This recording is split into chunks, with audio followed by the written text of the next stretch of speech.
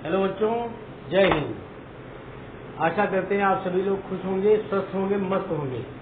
मैं डीपी सिंह आज आपको अपने इस वीडियो में इलेक्ट्रोकेमिस्ट्री के में आपको नर्स इक्वेशन के बारे में बताऊंगा, जो बोर्ड की परीक्षाओं में और कंपटीशंस में जो है इस पर आधारित न्यूमेरिकल्स बहुत ही ज़्यादा पूछे जाते हैं और ये बहुत ही इम्पोर्टेंट टॉपिक है इलेक्ट्रोकेमिस्ट्री का। तो बच्चों, आपने मेरे पिछले वीडियो में पढ़ा था इलेक्ट्रोड पोटेंशियल के बारे में। इस चीज़ के बारे में, इलेक्ट्रोड पोटेंशियल के बारे में तो आपने पढ़ा था इलेक्ट्रोड पोटेंशियल के बारे में। ध्यान दीजिए, इलेक्ट्रोड पोटेंशियल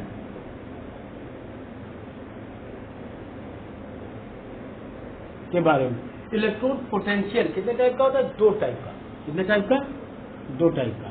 एक होता है आपका स्टैंडर्ड, ठीक है, जिसे क्या बोलते हैं? स्टैंडर्ड इलेक्ट्रोड पोटेंशियल SEP, है ना। और दूसरा आपका क्या होता है? Non standard electrode potential. क्या था दूसरा? Non standard electrode potential. इन दो चीजों के बारे में मैंने आपको बताया था। एक होता है आपका standard electrode potential, standard electrode potential, और एक क्या होता है आपका? Non standard. तो स्टैंडर्ड इलेक्ट्रोड पोटेंशियल के बारे में आपने पढ़ा था। स्टैंडर्ड इलेक्ट्रोड पोटेंशियल क्या होता है स्टैंडर्ड कंडीशंस में? तो बात आती है स्टैंडर्ड कंडीशन क्या होती है? यह टेम्परेचर आपका कितना हो, जो है रूम टेम्परेचर 25 डिग्री सेल्सियस या कितना हो, 298 केल्विन हो, ठीक है। प्रेशर कितना हो, 1 ATM हो, ठीक है, या क्या हो, 1 बार हो, ठीक है। तीसरी चीज आपका जो कंसंट्रेशन है, कंसंट्रेशन कितना हो, 1 कैपिटल M हो। तो ये कंडीशंस कौन सी होती है? Standard condition. इस चीज के बारे में आप पिछली बार पढ़ चुके हैं, समझ चुके हैं। तो ये स्टैंडर्ड कंडीशंस में जो स्टैंडर्ड इलेक्ट्रोड पोटेंशियल है वो हम कैसे निकालते हैं, मतलब सेल का EMF हम कैसे पता करते हैं स्टैंडर्ड कंडीशंस में? तो उसका होता है E cell, E naught cell. आपने इसी तरीके से पढ़ा होगा। इक्वल टू, मैंने बताया था आपको, इक्वल टू आपका क्या होता है? E naught cathode minus E not anode. ये चीज आपने यहाँ पे पढ़ी थी स्टैंडर्ड कंडीशंस में। तो स्टैंडर्ड कंडीशंस में किसी भी सेल का इलेक्ट्रोड पोटेंशियल निकालना तो आसान है। इस फार्मूले के द्वारा किसी भी सेल का हम EMF पता कर सकते हैं। लेकिन नॉन स्टैंडर्ड कंडीशंस में हम ये चीज पता नहीं कर सकते। तो नॉन स्टैंडर्ड जो है कंडीशंस में इलेक्ट्रोड का जो पोटेंशियल है वो पता करने के लिए हम नर्स इक्वेशन की सहायता लेते हैं। इसकी हेल्प लेते हैं, नर्स इक्वेशन की। क्यों लेते हैं? इसके द्वारा हम क्यों नहीं पता कर सकते? क्यों? क्योंकि अगर हम टेम्परेचर को क्या करते हैं? राइज करते हैं। टेम्परेचर क्या करते हैं? राइज करते हैं, ठीक है। टेम्परेचर को बढ़ाते हैं, टेम्परेचर राइज करते हैं, तो आपका जो इलेक्ट्रोड पोटेंशियल है, आपका पोटेंशियल क्या हो जाएगा? पोटेंशियल भी आपका राइज करेगा। ये भी क्या करता है? राइज, है ना। अगर आप क्या करते हैं? कंसंट्रेशन आप क्या करते हैं? राइज कर देते हैं, तो आपका पोटेंशियल क्या होता है? राइज करता है। इन दोनों कंडीशंस में, ठीक है। लेकिन ये बात आती है ये कि नॉन स्टैंडर्ड कब हो? जब आपका टेम्परेचर आपका ना हो किस पर? 25 डिग्री सेल्सियस ना हो, प्रेशर आपका जो है 1 ATM या 1 बार ना हो, ठीक है आपका, और कंसंट्रेशन भी आपका जो है 1 कैपिटल M ना हो। ये कंडीशंस आपकी कौन सी है? नॉन स्टैंडर्ड कंडीशन है। और ये कंडीशन आपकी क्या होती है? Standard condition. अगर ये कंडीशन है तो इस कंडीशंस में आप जो स्टैंडर्ड पोटेंशियल है, ठीक है, वो आप क्या किसके नट्स इक्वेशंस के द्वारा आप पता करेंगे। ठीक है, तो ये इतनी चीजें आपकी क्या हो गई, कंप्लीट हो गई। अब हम आते हैं अगली चीज पर। मेरे पिछले वीडियो में आपने क्या पढ़ा था, डेनियल सेल के बारे में। कहाँ पढ़ा था? इस चीज को नट्स इक्वेशन को समझाने के लिए हम क्या करते हैं, जो है हम अपने पिछले वीडियो में जो डेनियल सेल बताया था उस पर हम आपको लेकर के चलते हैं और उससे आपको हम क्या करते हैं, आपकी नट्स इक्वेशन को क्लियर करते हैं, उसका डेरिवेशन करते हैं कि नट्स ने ये इक्वेशन दी कैसे इक्वेशन उन्होंने ही बना दी। बात हम यहाँ पर आती है ना। तो अब इस चीज को समझने के लिए, इस चीज को करने के लिए हम क्या करते हैं, आगे चलते हैं अपने लास्ट वीडियो में। और आप अपना टॉपिक डाल दीजिए, हेडिंग डाल दीजिए, कॉपी पेन निकाल लीजिए मेरे साथ, अब बिल्कुल रेडी हो जाइए लिखने के लिए। हेडिंग डाल दीजिए नॉन स्टैंडर्ड इलेक्ट्रोड पोटेंशियल और ब्रैकेट में डाल दीजिए आप नट्स इक्वेशन। क्या डाल देंगे, नॉन स्टैंडर्ड इलेक्ट्रोड पोटेंशियल या नट्स इक्वेशन। आप क्या हेडिंग डालेंगे यहाँ पे, हम इसे इरेज किए दे रहे हैं, तो इसको हम इरेज किए दे रहे हैं इस तरीके से। ठीक है, ये चीज आप समझ चुके हैं। अब इस चीज को हम इरेज किए देते हैं और आगे चलते हैं। कहाँ पे, हेडिंग डाल देते हैं, टॉपिक डाल देते हैं नॉन स्टैंडर्ड, क्या डाल देते हैं, non standard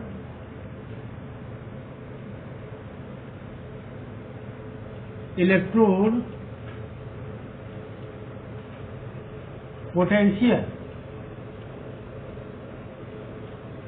non standard electrode potential, ये आप क्या करेंगे, हेडिंग डाल देंगे।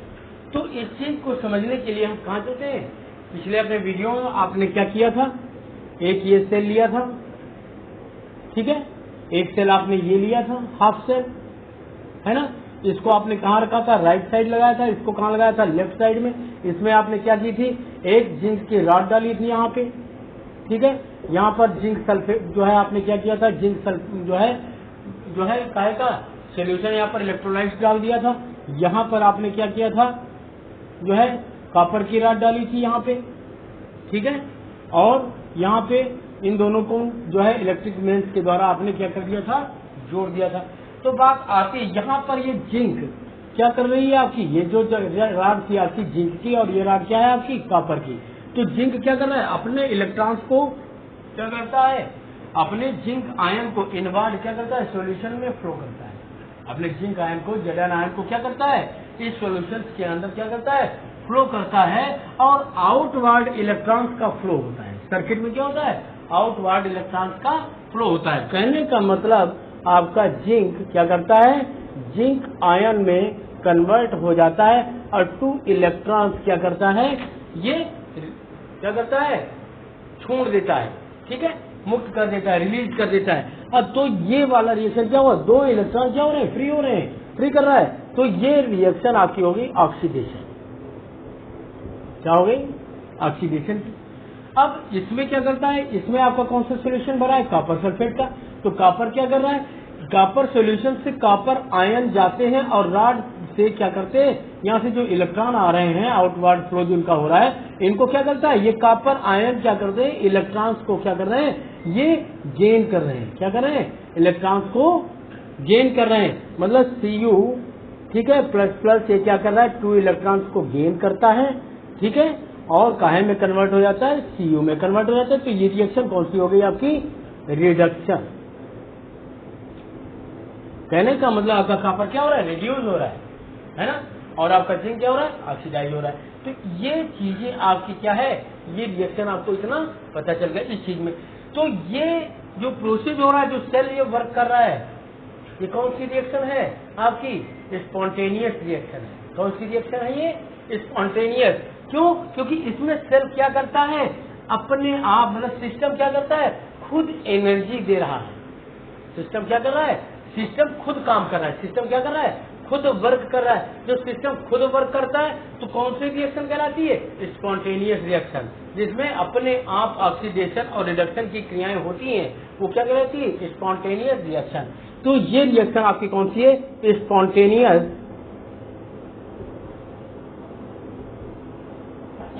रिएक्शन है। ये रिएक्शन कौन सी है, स्पॉन्टेनियस रिएक्शन है। ठीक है। इस स्पॉन्टेनियस रिएक्शन में क्या होता है, सिस्टम क्या करता है, जब वर्क करता है तो इसकी जो एनर्जी है, गिव जो फ्री एनर्जी, वो क्या होती है, सिस्टम की गिव जो फ्री एनर्जी लॉस होती है। मतलब आप कुछ काम करते हैं अपने शरीर से तो आपकी एनर्जी क्या होती है, लॉस होती है आपके शरीर की। वही चीज सिस्टम क्या कर रहा है, जब वर्क करता है तो इसकी एनर्जी क्या होती है, लॉस हो रही है। तो इससे डेल्टा जी क्या हो जाता है, डेल्टा जी कैसा होता है, नेगेटिव होता है। कैसा होता है, नेगेटिव होता है।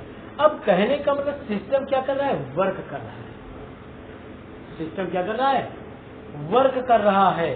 तो सिस्टम जब वर्क करता है, ठीक है, तो जब सिस्टम वर्क करता है तो वर्क के लिए आप क्या कर सकते हैं, अगर सिस्टम वर्क करता है तो W equal to work equal to आपका क्या हो जाता है, Q डॉट क्या हो जाता है आपका V। ये फार्मूला तो आप लोगों ने पढ़ा होगा, W equal to Q dot V, आपने फिजिक्स में पढ़ा होगा, ठीक है।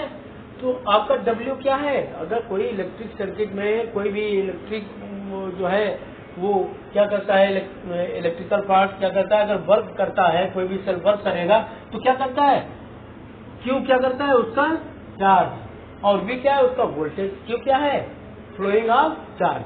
Q क्या है, इस सर्किट द्वारा, इस सिस्टम के द्वारा चार्ज का फ्लो। Q क्या है, चार्ज का फ्लो है, और V क्या है, वोल्टेज। तो W इक्वल टू यहाँ पर आपका क्या हो जाएगा, वर्क हो जाएगा, ठीक है, और Q इक्वल टू क्या हो जाएगा, flow of charge, flow of charge हो जाएगा, ठीक है, और V आपका क्या हो जाएगा, वोल्टेज हो जाएगा। V आपका क्या हो जाएगा, वोल्टेज। ये चीज तो आप समझते ही हैं, ठीक है। तो कहने का मतलब अब आता है फ्लो ऑफ चार्ज। हम क्यों यहाँ पर कैसे निकालेंगे फ्लो ऑफ चार्ज, यहाँ पर चार्ज का फ्लो कितना होता है।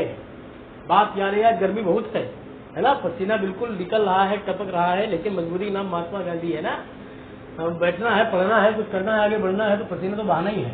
तो कहने का मतलब अब यहाँ पे देखिए इस चीज पे कि 1 मोल, स्टोइकियोमेट्री हमारी क्या कहती है, स्टोइकियोमेट्री में आपने देखा होगा कि 1 मोल जिंक क्या कहती है, कि 1 मोल जिंक, 1 मोल जिंक आयन देती है। क्या करती है, 1 मोल जिंक, 1 मोल जिंक से 1 मोल जिंक आयन क्या होते हैं, बनते हैं, और आपके 2 मोल इलेक्ट्रॉन्स, कितने, 2 मोल इलेक्ट्रॉन्स क्या होते हैं, रिलीज होते हैं, है ना इसमें। और इसमें क्या कह रहा है कि 1 मोल कॉपर आयन, 1 मोल कॉपर आयन, ठीक है, 2 मोल इलेक्ट्रॉन्स को गेन करके क्या करता है, में कन्वर्ट हो जाता है, 1 मोल कॉपर में कन्वर्ट हो जाता है।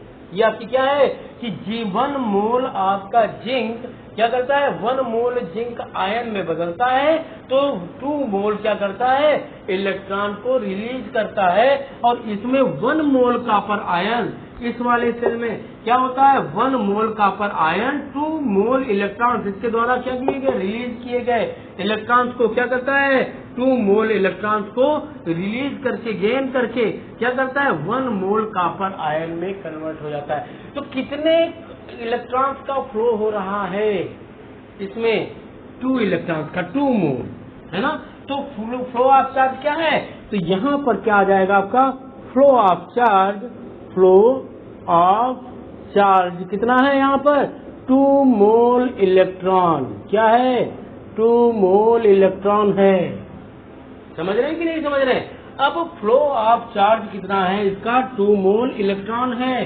तो आपने मोल कॉन्सेप्ट में पढ़ा होगा, मैंने आपको बताया था कि 1 मोल इलेक्ट्रॉन पे कितना होता है, 1 मोल इलेक्ट्रॉन किसके इक्वल टू होता है, 1 फैरेड के, किसके बराबर होता है, 1 फैरेड के बराबर होता है। कहने का मतलब 1 मोल इलेक्ट्रॉन आपका होता है इक्वल टू क्या होता है, 1 फैरेड, ठीक है, क्या होता है, 1 फैरेड, 1 F। और 1 फैरेड किसके इक्वल टू होता है, इक्वल टू ये होता है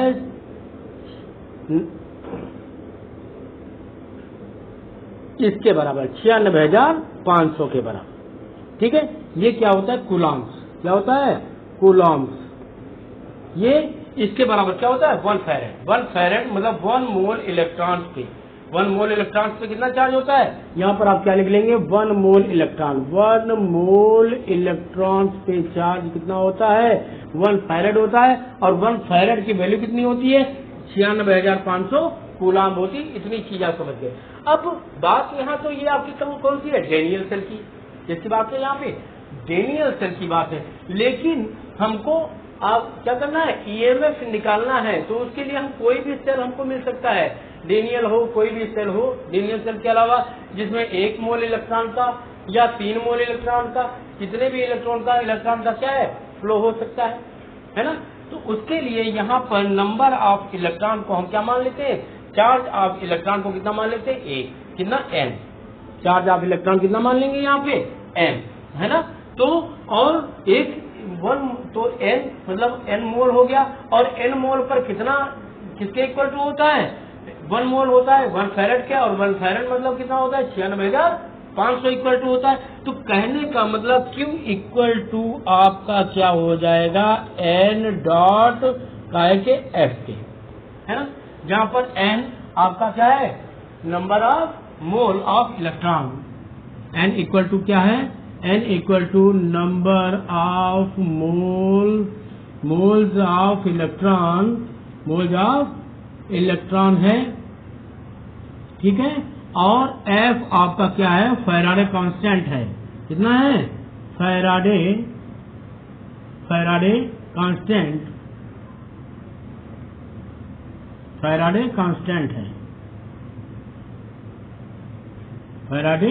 कांस्टेंट इसको हम बोलते हैं, ठीक है। और ये कितना होता है, इतनी वैल्यू आप क्या कर देंगे याद किए रहेंगे। कहीं पर इसकी वैल्यू कितनी दे देते हैं 96,485, कितनी देते हैं 96,485 भी, कहीं किसी बुक में आपको लिखा मिलेगा ये चीज, लेकिन होता कितना है समथिंग कितना 96,500 के समथिंग होता है, इसलिए हम कितनी वैल्यू मान लेते हैं 96,500, है ना। तो ये आपका क्या हो गया Q इक्वल टू ये हो गया।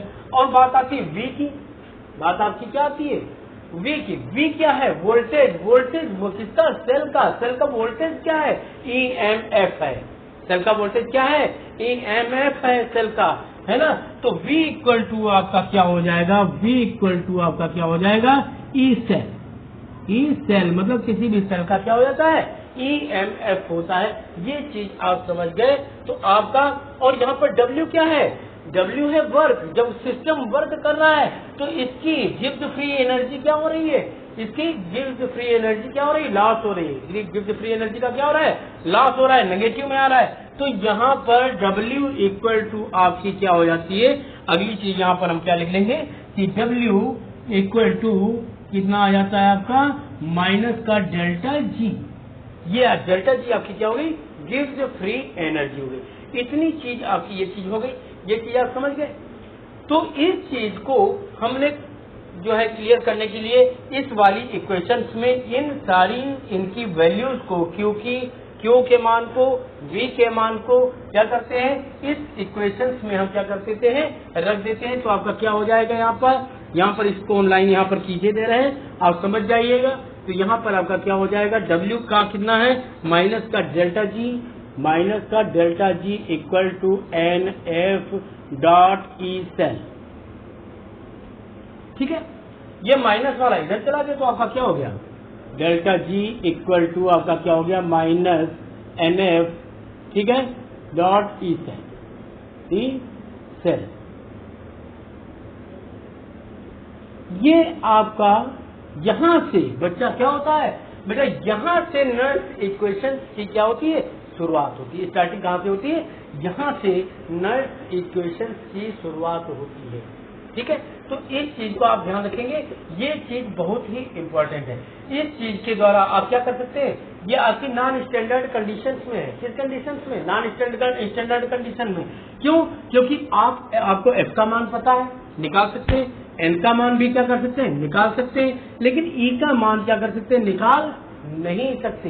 इसलिए स्टैंडर्ड कंडीशंस में क्या होता है, स्टैंडर्ड कंडीशन में क्या होता है आपका वही कि अगर यहाँ पर ये सेल माना कि क्या हो स्टैंडर्ड कंडीशंस में हो, क्या हो स्टैंडर्ड कंडीशंस में हो, तो आपका क्या हो जाएगा यहाँ पे आपका क्या हो जाएगा डेल्टा G की वैल्यू क्या हो जाएगी आपकी जो है इस सेल का क्या हो जाएगा, स्टैंडर्ड कंडीशन में हो तो आपका डेल्टा जी नॉट क्या हो जाएगा, इक्वल टू माइनस आपका एन एफ, ठीक है, डॉट ई नॉट सेल। ये आपका क्या है, स्टैंडर्ड कंडीशन में। ये आपकी क्या है, नॉन स्टैंडर्ड कंडीशन, निकाल नहीं सकते। इस नॉन स्टैंडर्ड कंडीशंस को निकालने के लिए इस स्टैंडर्ड कंडीशंस का सहारा लिया। अब बात आती है, ये चीज तो पता चल गई, ये चीज आपकी क्या है, आपकी बहुत ही इंपॉर्टेंट है। ये इक्वेशन आपकी जो है बनी है, ये बहुत इंपॉर्टेंट है। इस इक्वेशंस में आपके नीट और आईआईटी, ठीक है, जेईई मेंस के एग्जाम में इस जो है फार्मूले पर बेस्ड बहुत से ज्यादातर जो है न्यूमेरिकल्स पूछे जाते हैं और बहुत ही मोस्ट इम्पोर्टेंट है, जिसमें आपको डेल्टा जी नॉट की वैल्यू क्या है आपको निकालनी पड़ती है। इससे क्या करता है, किसी भी सेल की क्या करनी पड़ती है, डेल्टा जी की वैल्यू आपको निकालनी पड़ती है। वो आपका है कि इससे निकालेंगे, इसके द्वारा निकालेंगे, ये भी आपकी क्या है, मोस्ट इम्पोर्टेंट है, आप ध्यान रखिएगा। अब इन दोनों चीजों को हम लेकर के हम चलते हैं इसमें आगे अपने उसमें, ठीक है। आइए तो नोट कर लीजिए। तो ये आपने डेल्टा जी की वैल्यू जो निकाली, ये आपने निकाली नॉन स्टैंडर्ड कंडीशन में, इसमें नॉन स्टैंडर्ड कंडीशन में, इसमें कंडीशन में। और ये जो आपकी डेल्टा जी नॉट की वैल्यू जो निकली, ये आपकी क्या निकली, स्टैंडर्ड कंडीशन, इसमें निकली स्टैंडर्ड जो है कंडीशन में, ठीक है। ये चीज आप करके निकल करके चलिए। अब इस चीज को आप जल्दी से नोट कर लीजिए, इसका आप स्क्रीनशॉट ले लीजिए, उसके बाद हम मिटाएं। जल्दी से आप स्क्रीनशॉट ले लीजिए, ले लिया, ठीक। अब हम चलते हैं, इसे हम क्या करते हैं, इरेज करते हैं। इसे हम क्या कर रहे हैं, इरेज कर रहे हैं। इरेज करने के बाद हम आगे आते हैं इस चीज। अब बात आती है यहाँ पे कि नॉन स्टैंडर्ड कंडीशंस की तो हमको क्या है, सेल का ईएमएफ तो निकाल ही लेते हैं। अब बात आती है यहाँ पर नॉन स्टैंडर्ड का कैसे निकाला जाए। इसके लिए नर्स ने क्या किया, एक दिमाग लगाया, इसको भी देखा और इसको भी देखा। Delta G minus N F dot E cell एक वैल्यू निकली नॉन स्टैंडर्ड कंडीशन में, और स्टैंडर्ड कंडीशन में delta G naught equal to minus N F dot E naught cell, ये आपका निकला स्टैंडर्ड कंडीशन में। अब इन दोनों चीजों से नर्स ने क्या किया, एक दिमाग लगाया अपना, यहाँ पर दिमाग लगाया और कहाँ पहुंच गए, यहाँ से पहुंच गए ये थर्मोडायनामिक्स में। कहाँ पहुंच गए, थर्मोडायनामिक्स में। जो चीज आपने फर्स्ट ईयर में पढ़ी होगी, फर्स्ट ईयर में ये चीज आपने पढ़ी है। क्या पढ़ा है आपने पढ़ा था डेल्टा जी इक्वल टू, आपने क्या पढ़ा था, delta G equal to delta G naught, delta G naught. तो सॉरी, यहाँ पर क्या है, क्या उन्होंने थर्मोडायनामिक्स में देखा कि क्या दिया था, डेल्टा जी और जी नॉट में वैल्यू आपकी क्या निकाली थी कि delta G equal to delta G not plus आपका R T L N Q. ये चीज क्या है आपकी निकाली थी, ये थर्मोडायनामिक्स में आपको ये मिला था। अब बात आती है ये डेल्टा जी और डेल्टा जी नॉट की वैल्यू, ये जो थर्मोडायनामिक्स में इन्होंने देखी, इस थर्मोडायनामिक्स में देखी गई इस चीज को क्या किया, जितनी भी वैल्यू थी इन सारी वैल्यू को, ये वाली वैल्यू को उठा करके यहाँ पर क्या कर दिया, नर्स ने उठा करके रख दिया। तो यहाँ पर डेल्टा जी की वैल्यू कितनी है, minus N F E cell, क्या है आपका, minus N F E cell, ठीक है, minus N F E cell, ठीक है, इक्वल टू आपका डेल्टा जी नॉट की वैल्यू कितनी आ गई, minus N F E naught cell, E naught cell, ठीक है। यही तो था इन दोनों की वैल्यू। डेल्टा जी की वैल्यू आपकी ये आ गई, एक मैंने नोट कर दी, एक डेल्टा जी की वैल्यू आपकी ये नोट कर दी जो इसमें है डेल्टा जी नॉट।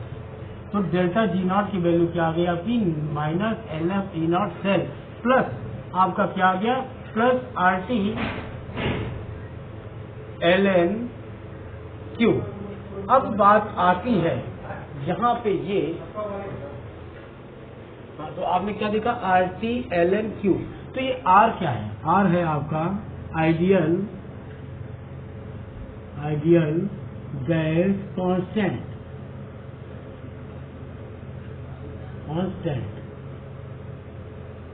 ये आपका, और T आपका क्या है? टेम्परेचर है। क्या है आपका? टेम्परेचर है। ये RT इतना हो गया। ln फॉर्म में को हम लॉग फॉर्म में जब कन्वर्ट करेंगे तो क्या करेंगे? इसको लॉग सेल में क्या करेंगे? लॉग ई बेस में। ln को लॉग ई बेस में हम क्या कर सकते हैं? कन्वर्ट कर सकते हैं। तो आपका यहाँ पर ln को हम क्या कर सकते हैं? ln इक्वल टू आपका क्या है? इसको हम लिख सकते हैं लॉग ई बेस में। किस बेस में लिख सकते हैं? लॉग ई बेस में इसको हम क्या कर सकते हैं? लिख सकते हैं। जब इसको लॉग ई बेस हटाना हो, इसको लॉग 10 बेस में हमको करना हो, तो हम क्या करेंगे? 2.303 से इसको क्या कर देंगे? गुणा कर देंगे। इक्वल टू आपका क्या हो जाता है? 2.303, ठीक है, log 10। क्या होता है? log 10। अब इस चीज को हम क्या करते हैं? इस वाली इक्वेशन में यहाँ पर हम क्या कर देते हैं? रख देते हैं। तो आपका क्या आ गया यहाँ पे? NF E cell equal to minus NF E naught cell, ठीक है, प्लस आपका क्या आ गया यहाँ पे? कितना? 2.303 था ना, तो यहाँ पर क्या कर देंगे?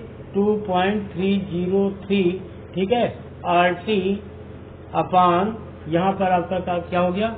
RT, और यहाँ पे आपका क्या हो गया? ln dot Q। ये आपका क्या हो गया? log 10। क्या हो जाएगा आपका? log 10 आपका Q। ये इतनी चीज। और ये Q आपका क्या है? Q है कंसंट्रेशन। क्या है? रिएक्शन कंसंट्रेशन है ये, ठीक है। तो अब यहाँ पर Q मीन्स रिएक्शन कंसंट्रेशन है, मतलब ऑक्सीडेशन अपॉन रिडक्शन। क्या हो जाएगा आपका? ऑक्सीडेशन अपॉन रिडक्शन, Q की वैल्यू हो जाएगी। तो यहाँ पर आपका इसको हम NF से क्या कर देते हैं? इसको सबको दोनों तरफ क्या कर देते हैं? NF से हम डिवाइड कर देंगे। इसको भी हमने क्या कर दिया? NF से माइनस NF से क्या कर दिया? हमने इसको भी क्या कर दिया? डिवाइड कर दिया, ठीक है, माइनस NF से। तो अब यहाँ पर बात आती है, इस चीज को हम हटा दें, इरेज कर दें, ठीक है, चलो इरेज की दे रहे हैं। तो इस चीज में अब यहाँ पर क्या आता है? ln डॉट Q है। तो अब हम क्या करते हैं? ये माइनस का NF ये, माइनस का NF ये कट गया, माइनस NF ये कट गया, माइनस NF ये कट गया, और माइनस प्लस क्या हो गया? आपका माइनस हो गया। तो आपका क्या है बच्चा यहाँ पे? E cell equal to E naught cell, ठीक है, प्लस कितना हो गया? 2.303, ठीक है, RT अपान क्या हो जाएगा? वो सॉरी माइनस यहाँ पर क्या हो जाएगा? NF, ठीक है, यहाँ पर log Q की जगह पर हम क्या रख सकते हैं? ऑक्सीडेशन अपॉन रिएक्शन, है ना? क्यों? क्योंकि क्या है? रिएक्शन कंसंट्रेशन है, इसलिए आप इसको क्या लिख सकते हैं? ऑक्सीडेशन log 10 बेस पे, इसको भी हम यहाँ log 10 बेस पे लिख के दे रहे हैं। सॉरी, यहाँ भी हो गया था Q, तो इसको हम कर सकते हैं जो है आपका ऑक्सीडेशन अपॉन क्या हो जाएगा? रिडक्शन हो जाएगा, ठीक है। अब ये जो इक्वेशन नर्स ने निकाली, तो ये इक्वेशन क्या कर रही है? रिलेशन क्या कर रही है? रिलेशन रिप्रेजेंट कर रही है। किसको? किसमें रिप्रेजेंटेशन? इसमें ई सेल और ई नॉट सेल, मतलब स्टैंडर्ड और नॉन स्टैंडर्ड दोनों कंडीशंस में क्या कर रही है? दोनों का क्या कर रही है? ये रिलेशन को क्या कर रही है? रिप्रेजेंट कर रही है। अब बात आती है ये, अब यहाँ पर बात आती है, डेरिवेशन आपका हो गया। अब इस रिएक्शन, ये आपकी क्या है? मेन रिएक्शन है। ये आपकी क्या बनके तैयार हो गई? मेन रिएक्शन बनके तैयार हो गई आपकी। तो इसमें अगर स्टैंडर्ड कंडीशन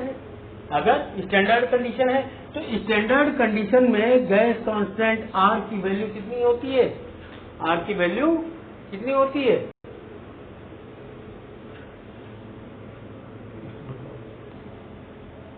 तो R की वैल्यू क्या होती है?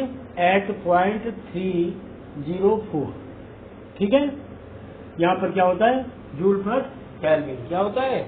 जूल केल्विन पर मोल। क्या होता है? जूल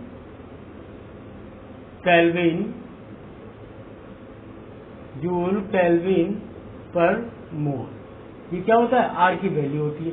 टेम्परेचर अगर स्टैंडर्ड कंडीशन में है तो टेम्परेचर आपका कितना हो जाता है, टेम्परेचर आपका कितना हो जाता है 298, ठीक है, केल्विन के इतना हो जाता है। तो इस चीज को अगर हम यहाँ पर रख दें, इन दोनों वैल्यूज को क्या कर दें, हम यहाँ पर रख दें, और F इक्वल टू आपका क्या होता है 96,500, ठीक है, क्या होता है, कूलम्स होता है। इतनी चीज तो आपको क्या है पता है। अगर इन तीनों वैल्यू को हम इस इक्वेशंस में रख दें तो ये स्टैंडर्ड कंडीशन में, ये वैल्यू किसमें, स्टैंडर्ड कंडीशंस में किसी भी सेल का क्या है, ईएमएफ निकाल सकते हैं। इसके द्वारा हम स्टैंडर्ड कंडीशन में किसी भी सेल का हम क्या कर सकते हैं, ईएमएफ निकाल सकते हैं। तो आपका क्या हो जाएगा, यहाँ पर रिएक्शन बनेगी, इक्वेशन बनेगी, ई सेल इक्वल टू आपका क्या हो जाएगा, ई नॉट सेल, ठीक है, -2.303 इंटू आपका क्या हो जाएगा 298 इंटू 8.304 अपान कितना हो जाएगा आपका n इंटू क्या हो जाएगा आपका 96,500 इतना, और यहाँ पर आपका क्या हो जाएगा log 10, ठीक है, और oxidation upon reduction, oxidation upon reduction, ये आपकी क्या बनेगी इक्वेशन। तो इसका जब कैलकुलेशन करेंगे तो 0.59 के समथिंग आएगा। इसका टोटल कैलकुलेशन कितना आता है, 0.59 के समथिंग आता है। तो आपका क्या बनेगा, E cell equal to E naught cell minus 0.59 upon n log 10 oxidation upon reduction, क्या बनता है आपका, ऑक्सीडेशन अपॉन रिडक्शन। ये इक्वेशंस आपकी जो बनकर के ये तैयार हुई, इस पर बहुत ही ज्यादातर आपकी एनसीईआरटी की बुक में इसके बहुत ही ज्यादा न्यूमेरिकल आपके सबसे ज्यादा मिलेंगे। कुछ कंडीशंस में रिएक्शन क्या है, कुछ कंडीशंस में रिएक्शन आपको मिलेंगे इसमें, जिसमें आपके टेम्परेचर क्या है, राइज कर सकता है, कम ज्यादा हो सकता है, रूम टेम्परेचर नहीं हो सकता है, रूम टेम्परेचर से भी कम हो सकता है, रूम टेम्परेचर से भी ज्यादा हो सकता है, टेम्परेचर आपका बदला हुआ हो सकता है आपका। तो अगर आपका टेम्परेचर क्या है, बदला हुआ है, तो आपका फार्मूला कौन सा लगेगा, ये वाला लगेगा। कौन सा फार्मूला लगेगा, ये फार्मूला लगेगा किस कंडीशन में, नॉन स्टैंडर्ड कंडीशन में। ये किसमें लगेगा, नॉन स्टैंडर्ड, ठीक है, कंडीशन में, नॉन स्टैंडर्ड कंडीशन में।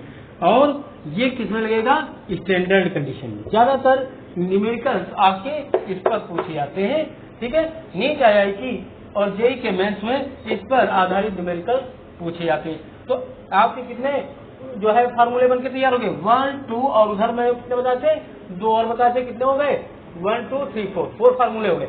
अब बात आती है एक और, आपने अभी पढ़ा था जस्ट मेरे लास्ट वाले वीडियो में कि आपने पढ़ा था यहाँ पे कि क्या पढ़ा था, ई नॉट इक्वल टू, ठीक है, क्या हो जाता है, ई नॉट ऑक्सीडेशन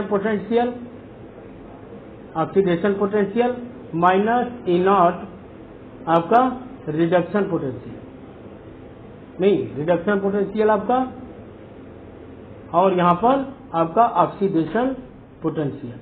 तो आपका ऑक्सीडेशन पोटेंशियल ये हो गया, ये आपका क्या है, रिडक्शन पोटेंशियल हो गया।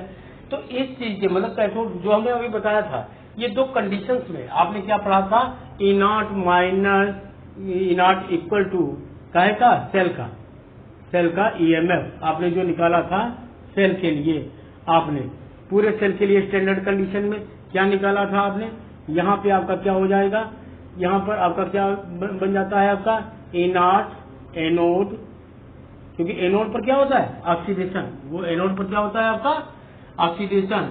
तो ई नॉट आपका क्या हो जाएगा कैथोड माइनस ई नॉट आपका क्या होता है एनोड। एनोड पर क्या होता है आपका ऑक्सीडेशन और कैथोड पर आपका क्या होता है रिडक्शन, इस चीज में।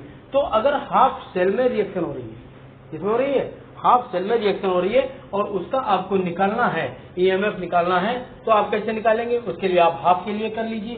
तो यहाँ पर आपका क्या हो जाएगा ई नॉट ई, ठीक है, ऑक्सीडेशन पोटेंशियल इक्वल टू, उसके लिए रिएक्शन क्या हो जाएगी, इक्वेशन क्या बनेगी, E oxidation potential equal to A not oxidation, ठीक है, पोटेंशियल माइनस क्या हो जाएगा, यही वाला फार्मूला उठा करके रख देंगे, ये वाला फार्मूला आगे क्या कर देंगे, रख देंगे, ये वाला फार्मूला आगे आप क्या कर देंगे, रख देंगे। ऑक्सीडेशन पोटेंशियल माइनस आपका कितना हो जाएगा, ऑक्सीडेशन पोटेंशियल माइनस आपका क्या हो जाएगा 2.303 RT अपॉन NF, ठीक है, और यहाँ पर आपका log 10 बेस आपका ऑक्सीडेशन अपॉन क्या हो जाएगा, यहाँ पे रिडक्शन, ऑक्सीडेशन अपॉन रिडक्शन। अगर जो है रिडक्शन पोटेंशियल निकालना है, आपको क्या करना है, रिडक्शन पोटेंशियल निकालना है, तो उसके लिए क्या हो जाएगा, क्योंकि रिडक्शन पोटेंशियल क्या होता है, ऑक्सीडेशन का फ्रेम क्या होता है, उल्टा होता है, तो ये वाला क्या हो जाएगा, जो आपका चार्ज लगा है ये वाला क्या हो जाएगा, ये वाला ये आपका माइनस से कहाँ कन्वर्ट हो जाएगा, प्लस में, तो आपका क्या हो गया E, ठीक है, रिडक्शन पोटेंशियल, ठीक है, E reduction potential equal to आपका क्या हो जाएगा E naught reduction potential plus आपका क्या हो जाएगा 2.303 RT, ठीक है, upon NF log 10 oxidation upon क्या है, रिडक्शन। तो ये चीज आपकी क्या हो गई, नर्स इक्वेशन। इस नर्स इक्वेशन में नॉन स्टैंडर्ड और स्टैंडर्ड दोनों कंडीशंस में क्या है, किसी भी सेल का हम EMF आसानी से निकाल सकते हैं। तो इस तरीके से इस जो है नर्स इक्वेशन को क्या किया, नर्स ने डेवलप किया, क्या किया, नर्स ने इस इक्वेशंस को इस तरीके से आपके सामने डेवलप किया, जो किसी भी सेल के जो रिलेशन काहे में बताती है, जो नॉन स्टैंडर्ड कंडीशन में और स्टैंडर्ड कंडीशंस में दोनों में रिलेशन को क्या करती है, रिप्रेजेंट कर रही है, दोनों कंडीशंस में क्या कर रही है, इसको रिप्रेजेंट कर रही है। तो इसके द्वारा आपके कितने निकले फार्मूले, कितने 1 2 3 4 और उधर कितने मैंने बताए थे, 2 फार्मूले उधर बताए थे, कितने हो गए 6, टोटल 6 फार्मूले। ये 6 फार्मूले आपको तैयार करने हैं और ये डेरिवेशन तो आपको तैयार करना है, कॉन्सेप्ट तो आपको तैयार करना है। कि कॉन्सेप्ट जब तक आपका तैयार नहीं होगा ये डेरिवेशन आपका नहीं हो पाएगा। बिल्कुल, अगर आपको ये मेरा वीडियो अच्छा लगा हो तो इसे लाइक और सब्सक्राइब जरूर कर दीजिएगा। बहुत बहुत आपका धन्यवाद।